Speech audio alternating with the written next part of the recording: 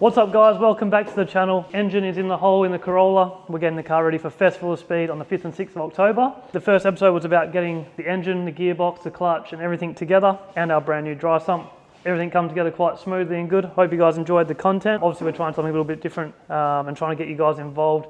And we're doing this in our home at Thunder Motorsport, which I haven't showed you guys much of. We're going to do a workshop tour once we clean up. Doing a big build progress like this, the shop gets quite dirty as you can see, and I'm not too pleased with how dirty it is at the moment. So once we get this all sorted, we'll do a run through the shop. In this episode, we are going to be just continuing on with getting the car ready. Not sure where we'll end the video, but I'd say we're going to get the exhaust on, get the intake manifold on. We're sorting out stuff for the dry sump and the supercharger. We're still waiting on some parts for the supercharger in terms of like the pulley and the arrangement for the belts and stuff. But we have a lot of the parts here still that we can go on with. So let's get into the video anyway, and let's see where we end up today. The first thing that we're doing today, my old man's come in. We've got the extractors just dummy fitted up at the moment. We've just put like the water pump on roughly mounted, got the blower bracket with the power steering pump roughly mounted and the alternator. We need to put a return in for the supercharger, so that's why we have this all dummied up. Once the radiator and the intercool and everything goes on, it gets quite tight. So everything has to be quite compact and obviously easy to work on if we have any dramas. And you know, we've got some average bolts and whatever in there, but it's going to get better as we put it all together for the final time. But it's going to be coming off and on multiple times throughout the day. So first things first, what we're going to be doing is the return for the supercharger. So this is just a dummy fitting and line setup that we have. This is a speed flow aluminium weld-on fitting. This is going to go on the timing cover. So before on our old sump we had an outlet going into the sump, which we had the return from the supercharger to go into. Our supercharger is oil cooled, so it has a fitting from oil pressure to feed the supercharger, and then an oil drain, just like a turbo. So before it used to go into the bottom of the sump. Now that we can't do that without modifying this sump, we don't particularly want to do that to a brand new billet oil pan. So we're going to be basically modifying our timing cover to put it on there. See down here, we have our arrangement with our alternator, power steering pump, water pump and everything there. We've already gone ahead and marked where we're going to put this fitting. Obviously it's a matter of just working out the best spot to put this without being able to work on it, remove it and not be in a bad position it's going to hit any of the pulleys or be in the way of anything else, and making sure that the line can run how it's supposed to. It's going to be quite tight here. Most of the ones I've seen, they come off around here and it's not going to work for our system. Obviously, not only that, we're going to have the blower belt and accessories belt, so we don't really want it coming out to the point where we have to undo it to get the blower belt and stuff off. So what we're going to do is we're going to weld this aluminium fitting on right here, as we've marked already. And then basically, when I put this on here, you guys will see how it will tuck in and be really nice. This is just, I guess, small details that you wouldn't see or know anything about and how much time it takes, so it's good to show you guys. But basically, this will just run in like this. It'll mount up like that perfectly. We can get to it with the spanner, undo it. It'll run perfectly like that out the way of any of the pulleys or belt arrangements. It will tuck through like that and then come up right into the bottom of the blower. And yeah, it should work quite good. So on the first episode, we talked a bit about it. First things first, let's pull this back apart again now. We'll mark where we need to put this, and then yeah, we'll get fabbing and get it together, and we'll just do it bit by bit and take you guys along for the ride. So let's get into it.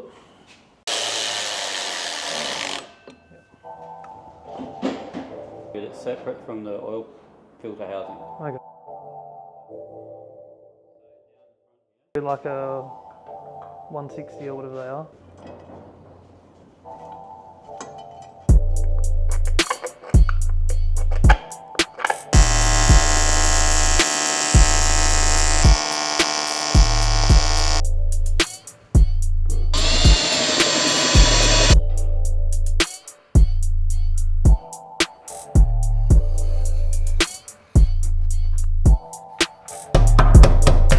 Gas gut.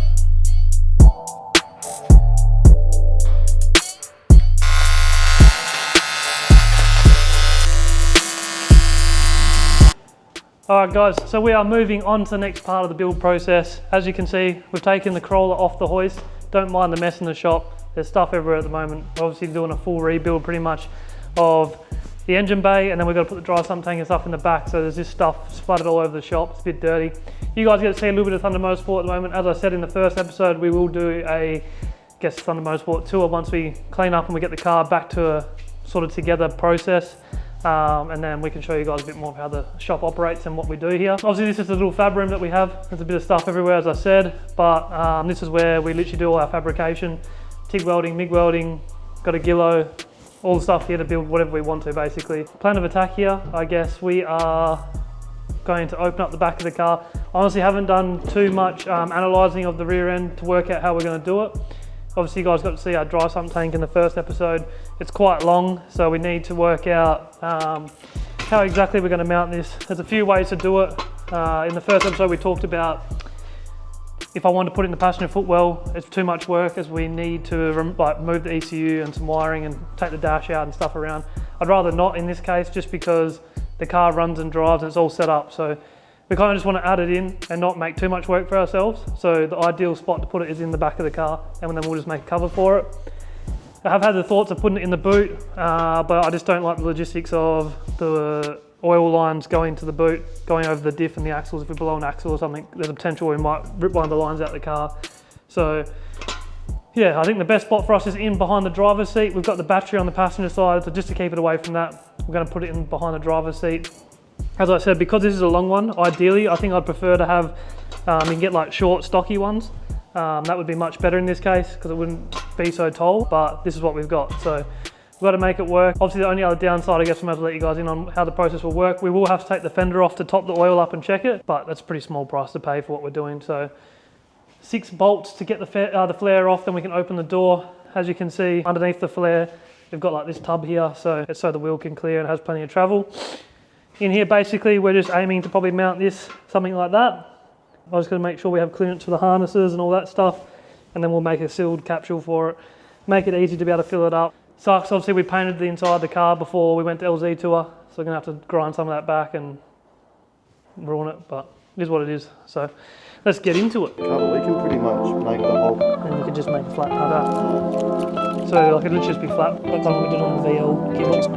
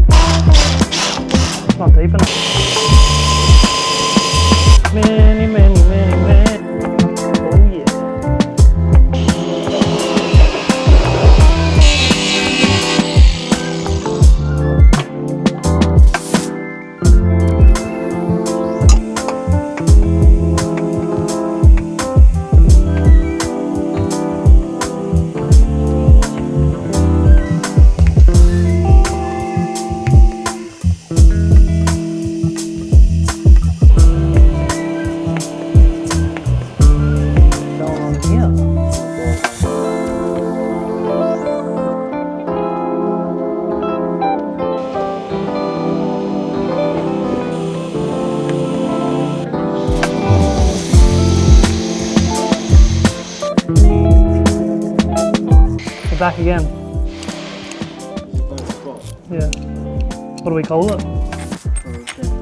Control. Yeah.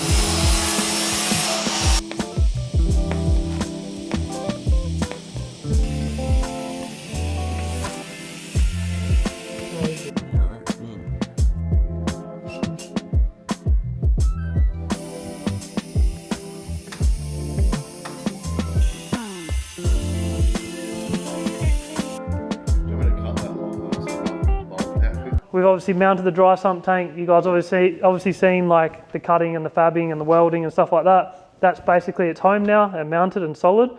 From here, we're going to basically get my old man to fabricate all the speed flow lines. He's got the crimp machine at his shop. So when he's not busy, probably tomorrow we'll start working on a way to get the lines to the front of the car. Once we do that, we'll then make the enclosure for that whole tank and the whole line system basically. Other than that, that's pretty much us for now.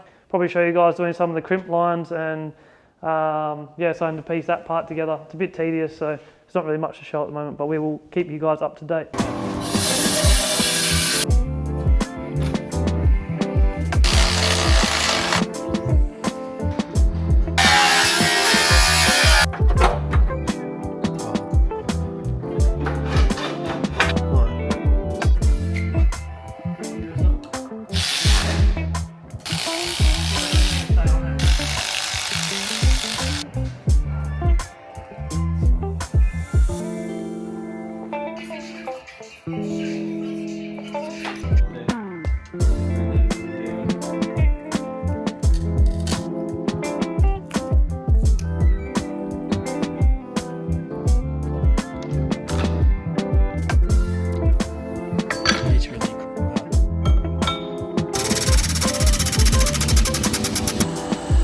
crimped. Yeah, make it clean. Inside the hose.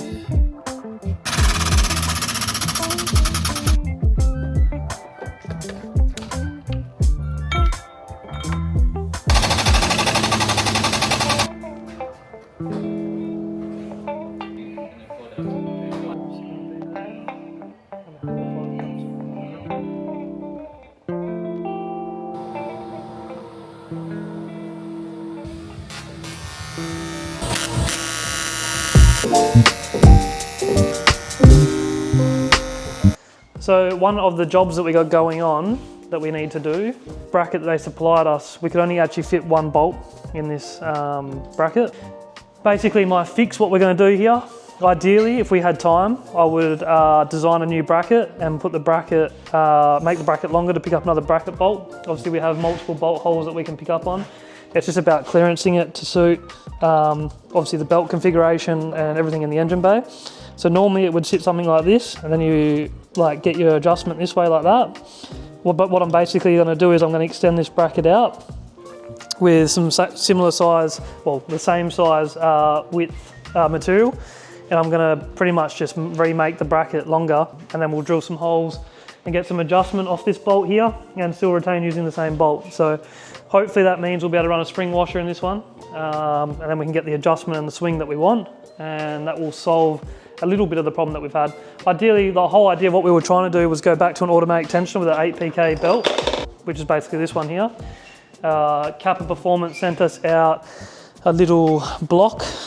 It's not this one in particular, but basically the issue that we've been facing with the old setup was this tensioner would swing down and push the belt and make the belt touch, and it would shred the belt. So we went to the Gilmore drive setup because we knew we could make it work. And then now they've sent us a new one with this in a new location, but just the way it's still configured, I think we're still going to have issues, and it's not worth the risk. Obviously the event's next week and we need to get this car on the dyno this week, and we don't have time to machine new parts and reconfigure where this needs to sit. So just for this event and for the time being, we know we can make this setup work. So we're going to go back to what we had and what we know, and it will do for now. Tape it, get the holes, make it adjustable, get 2 bolt holes, go to the drawer of death for some bolts, and then we'll be on.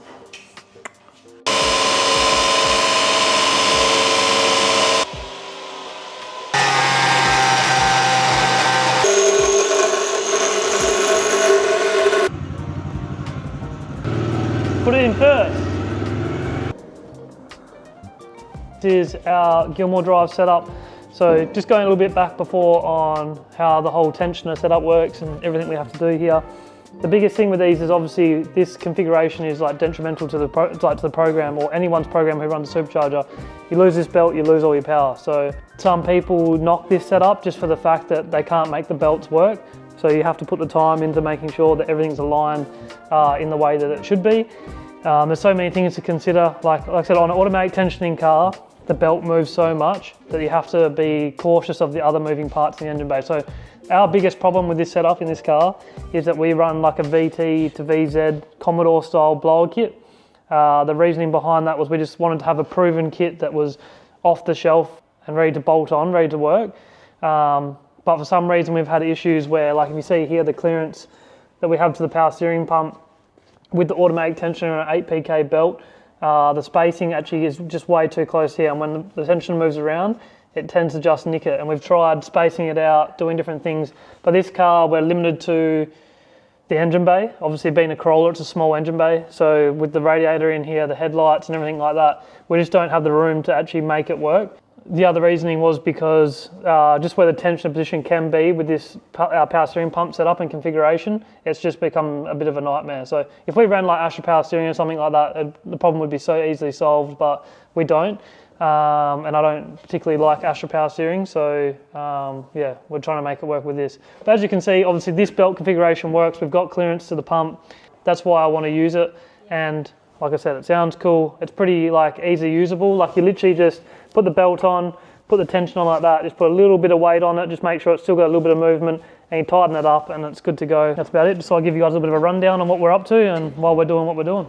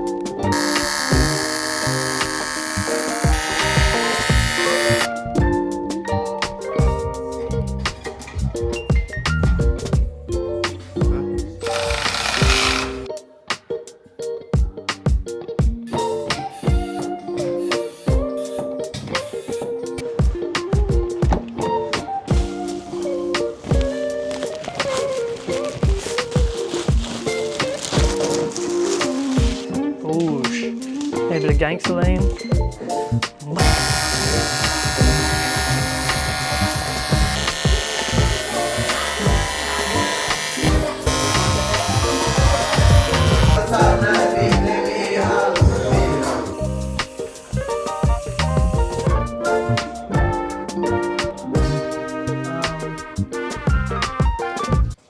All right, so we're just about ready to start up for the very first time. Hopefully no issues, fingers crossed. So we're going to show you firsthand what this whole system is and how it works. So we kind of showed you guys what's going on here, but before we start, as you can see here, this is obviously the oil pump for the dry sump. Up here we have a clear view filter, and we also have an oil filter relocator, but it has an inbuilt primer as well.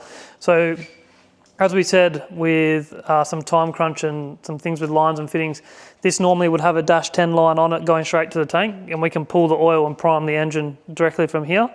At the moment we don't have that, but on the front of the pump, we can actually prime the engine just straight off here. So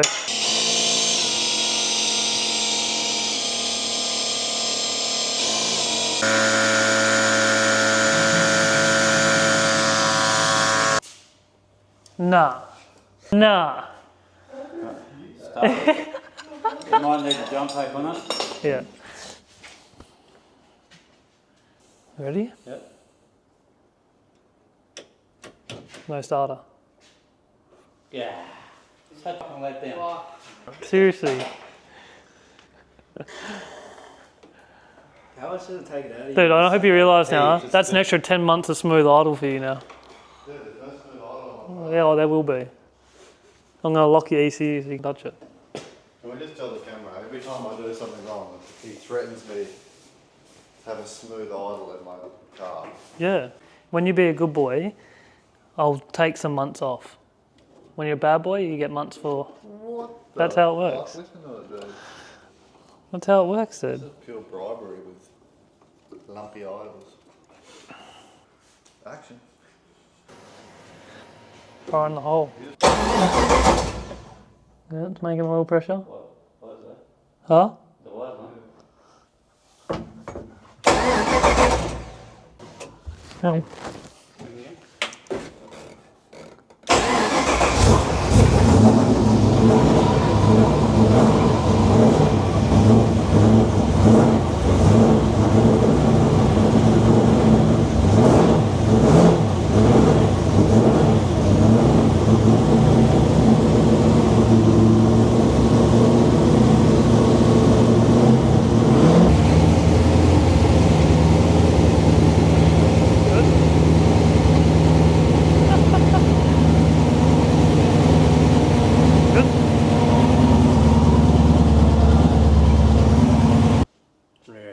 Are you happy?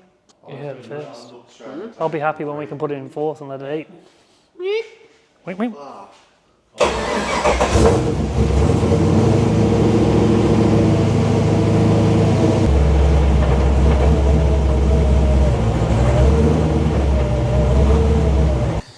So now then we can fully assemble it for finish. We are at the next day. I'm holding the camera because the boys are sleeping in. It's a bit early. It's like 6:30 in the morning. We are down here at the shop. As you guys saw last night, we got the car running. And I am extremely excited because it's been a long couple of weeks between work and working on this. And yeah, we're getting close now. So I'm here early this morning just so we can try and get the front end assembled. As you saw last night, we started it with no supercharger and no front end just to make sure the engine was healthy and the dry sump was working how it should be. And everything was all good. So we're nice and confident in the combo now. So now all we have to do is pretty much just assemble the front end, put a seat in it so we can sit in it, put it on the dyno and tune it. So unfortunately in this video you guys aren't going to see the dyno runs, but we'll give you a little bit of a teaser of course. Can't wait to hear this supercharger fire up. If you haven't heard this car before, it is a wild machine with a supercharger on it. But yeah, we're going to stop talking and we're going to get into getting this front end on. Or here, how about this? Rather than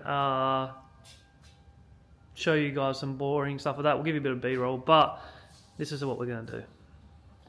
This front end will go on like this.